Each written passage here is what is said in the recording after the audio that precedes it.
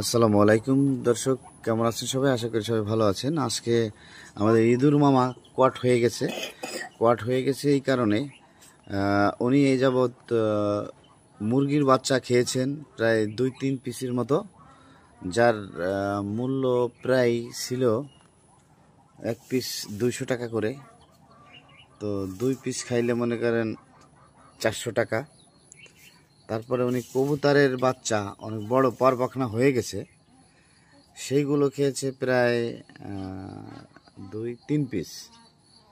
ঠিক আছে, এক জোড়া যদি হয় 300 টাকা, তাহলে উনি 400 টাকার মতো দিয়েছে। আর আমার ওনাকে কট দেওয়ার জন্য এই মেশিনটা কালকে কিনে আনছি আমি।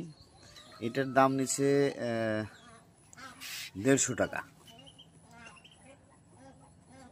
তো আজকে উনি আবারও কবুতরের বাচ্চা খাওয়ার লোভে উনি চলে আসে। উনি আজকে আর যাইতে পারে নাই, আজকে কট হয়ে গেছে। ধন্যবাদ। ভিডিওটি ভালো লাগলে অবশ্যই শেয়ার করে দেবেন, পেজটি ফলো দিয়ে এবং চ্যানেলটি সাবস্ক্রাইব করে সঙ্গে রাখবেন। থ্যাংক ইউ, সবাইকে অসংখ্য ধন্যবাদ।